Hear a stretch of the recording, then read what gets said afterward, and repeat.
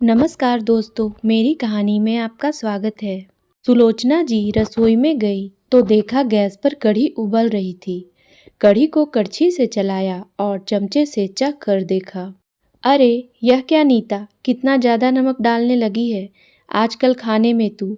नीता, खाने में नमक थोड़ा कम डाला कर। तेरे बाबूजी को डॉक्टर ने नमक कम खाने के लिए कहा है और तू है कि समझती ही नहीं। 6 महीने बाद रिटायर हो जाएंगे, फिर दवाई का खर्चा और तेरा खर्चा क्या क्या उठाएंगे। सुलोचना जी अपनी काम वाली नीता से कहती है। नीता बोली, अरे माँ जी, क्यों इतना चिक चिक करती है। घर में खाने वाले 2 लोग हैं, कभी कम और कभी ज़्यादा नमक तो हो ही जाता है। इतना कहकर वो काम करने लगी। सुलोचना जी अपने पति रजत बाबू से बोली, यह नीता बहुत तेज हो गई है। इसे भी पता है हम नहीं खाएंगे तो सारा कुछ उठाकर अपने घर ले जाएगी। रजत बाबू उनकी बातों को अनसुना कर और अखबार पढ़ने में लगे रहे। तभी सुलोचना जी के बेटे राजीव का फोन आया। माँ ने अपनी उदासी जताई तो राजीव बोला, माँ कितनी बार बोला है उस घर को बेच दो, पर आप लोग मानते ही नहीं हो। लोग कहते हैं बुढ़ापे का सहारा बेटा ही होता है, पर आप लोगों को अपने बेटे पर ही भरोसा नहीं है। घर बेचने के बाद कौन सा पैसे हम रख लेंगे। इतने बड़े घर में अकेले रह रही हो, क्या अच्छा लगता है। एक बेटी है जिसकी शादी हो चुकी है, उसका भी बहुत बड़ा परिवार है। वह माता पिता के पास कम ही आना जाना करती है और माँ बाप भी बेटी को परेशान नहीं करना चाहते। रजत बाबू अपनी नौकरी के रिटायरमेंट के कगार पर हैं, वरना तो खाली घर और दोनों पति पत्नी यही साथ रहते थे। बैठे बैठे वह सोच रही थी और उन पलों को याद कर रही थी जब उनके भरे पूरे परिवार को लोग देखकर आहें भरते थे। राजीव अपनी ससुराल के पास ही रहना चाहता था, जिसके कारण वह माँ बाप को छोड़कर शहर के दूसरे छोर में जाकर बस गया। रजत बाबू अपनी पत्नी की जिम्मेदारी संभाल रहे थे, पर कभी बच्चों से शिकायत नहीं की।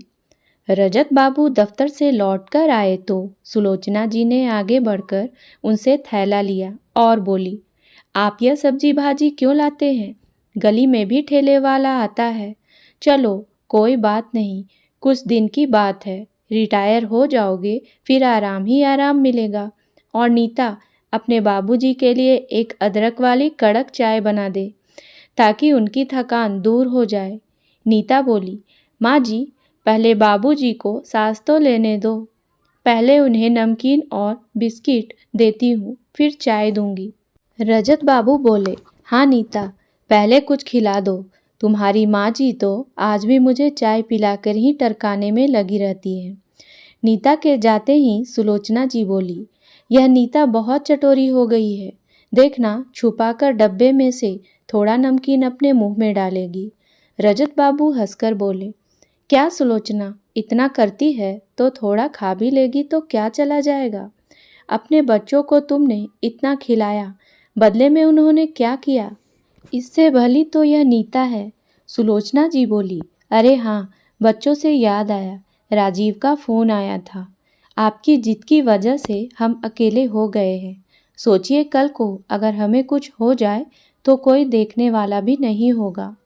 रजत बाबू बोले, सुलोचना, दुनिया में क्या क्या हो गया है शायद तुम्हें पता ही नहीं, या फिर तुम इसके बारे में सोचना ही नहीं चाहती हो। मेरे बेटे ने बुढ़ापे में जो मुझे सीख दी है वह मैं कभी नहीं भूल सकता। सुलोचना जी बोली, आप कहना क्या चाहते हैं। रजत बाबू बोले, अगर वह चाहता तो यहाँ भी रह सकता था। ज़्यादा से ज़्यादा थोड़ा पेट्रोल खर्च हो जाता, परंतु माँ बाप से ज़्यादा उसने हाई फाई सोसाइटी को चुना। ज़रूर पैसों की कमी हुई होगी, तभी वह तुम्हें बार बार फ़ोन कर रहा है। सुलोचना जी बोली, क्या मैं इस घर में हमेशा अकेली रहूँगी। रजत बाबू बोले, बच्चों का तो मैं नहीं कह सकता, पर 6 महीने बाद मैं रिटायर हो जाऊँगा। फिर देखना, पूरे दिन घर में तुम्हारे साथ रहूँगा और तुम्हें परेशान करूँगा। सुलोचना जी बोली, आप मुझे बहला रहे हैं। थोड़ी देर बाद नीता चाय लेकर आई और वहीं उनके पास नीचे बैठ गई। वह अपनी प्लेट में चाय डालकर पीने लगी और बोली, माँ जी, इस उम्र में भी बाबूजी आपका कितना ख्याल रखते हैं। मेरा मर्द तो मेरा बिल्कुल ख्याल नहीं रखता। सुलोचना जी बोली, जिस दिन उसे एहसास हो जाएगा कि तुम्हारे अलावा दुनिया में कोई उसका नहीं था, वह तुम्हें भी पूछेगा। देखते देखते 6 महीने बीत गए। इतने दिन तक बेटे बहू झांकने भी नहीं आए। जब उन्हें पता चला कि कल रजत बाबू का विदाई समारोह है, तो बेटे बहू दोनों पोते को लेकर आए। घर में बच्चों की आवाज़ गूंज रही थी, जिससे सुलोचना जी बहुत खुश थी। उन्हें देखकर रजत बाबू बोले, क्या बात है, आज पूरे परिवार के साथ आए हो? कोमल बोली, पापा जी, आप तो हमें भूल ही गए हैं। वह तो मम्मी जी बार बार याद करती हैं और हम चले आते हैं। आप बेटे से नाराज़ हैं तो बहू और पोते को भी छोड़ दोगे? रजत बाबू बोले, बहू, किसने किसको छोड़ दिया यह तुम्हारा मन ही जानता होगा। छोड़ो पुरानी बातों को। तुम लोगों के आने से सुलोचना के चेहरे पर खुशी आती है। मेरे लिए बहुत है। बातों बातों में उनके पोते चिंटू ने कहा, दादाजी, मुझे क्रिकेट एकेडमी में एडमिशन लेना है। उसमें बहुत पैसे लगेंगे, पर पापा मान नहीं रहे हैं। रजत बाबू बोले, बेटा, अब इसका फैसला तो तुम्हारा पिता ही करेगा। मेरे पास तो कुछ है नहीं जो मैं दे दूं। राजीव पिता से बोला, पापा, रिटायरमेंट के बाद क्या प्लान है? रजत बाबू बोले, मैंने सब सोच लिया है, तुम हमारी चिंता मत करो। राजीव बोला, जब आप बात ही नहीं करना चाहते तो यहाँ रुकने का क्या फ़ायदा? रुक्मिणी जी बोली, बेटा, तुम नाराज़ क्यों हो रहे हो? तुमने तो बोला था 2 दिन रुकोगे। राजीव बोला, माँ, पापा बहुत सक्षम हो गए हैं, अब उन्हें मेरी ज़रूरत नहीं है। रजत बाबू बोले, बेटा, बहुत बच्चे अपने माँ बाप से सीखते हैं, पर मेरे केस में मैंने बुढ़ापे में तुमसे बहुत कुछ सीखा है, जो मैं कभी नहीं भूलूंगा।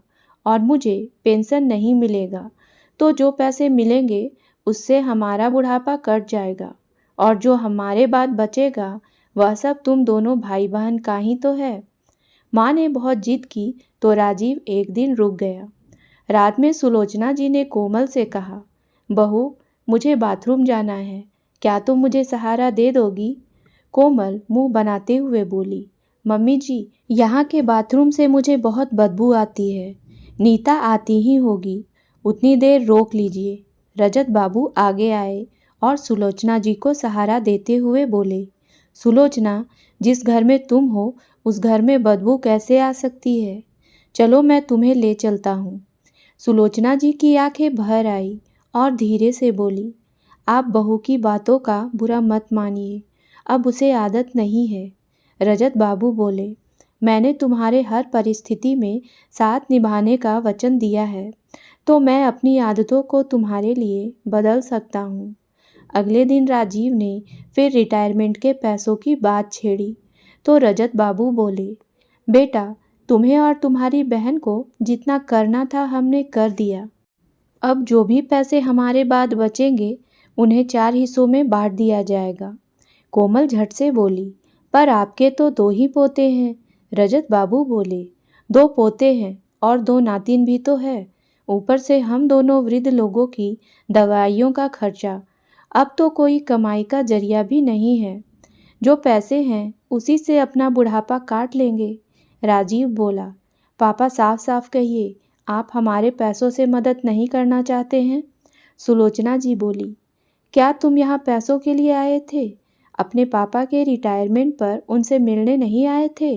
राजीव बोला, मेरे पास ना तो इतना खाली वक्त है और ना फालतू के पैसे जो मैं यहाँ आकर खर्च करूँ।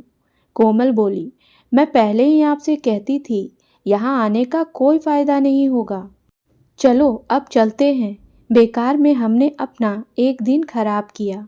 सुलोचना जी बच्चों को रोकती रही, पर उनकी किसी ने नहीं सुनी और पैसों के लोभी बच्चे माँ को रोती बिलखती छोड़कर चले गए।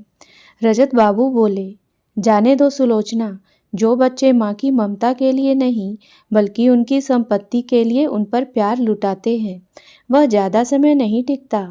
तुमने इतने सालों मुझे निस्वार्थ प्यार किया, अब वचन निभाने की मेरी बारी है। मैं जब तक रहूँगा तुम्हारा साथ निभाऊंगा और इन बच्चों ने हमें एक बात तो सिखा ही दी कि बुढ़ापे में खुद को कैसे संभालना है।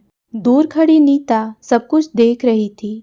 रात का खाना बनाकर जब वह जाने लगी तो बोली, माँ जी, बाबूजी की एक बात मैं जीवन भर नहीं भूलूंगी कि बुढ़ापा आने से पहले ही अगर बच्चों के लक्षण सही नहीं रहे तो अपना उपाय खुद कर लेना चाहिए। खाना बना दिया है, खा लीजिएगा। सुबह वक्त पर आ जाऊंगी। इतना कहकर वह चली गई। रजत बाबू ने अपने पैसों को अपने बच्चों को न देकर आने वाली पीढ़ियों में बांट दिया। आगे चलकर राजीव के बेटे भी बड़े हुए और जैसा उसने देखा था वैसा ही व्यवहार उन्होंने राजीव के साथ किया। तब उसे एहसास हुआ कि जो उसने बोया था आज वही वह काट रहा है।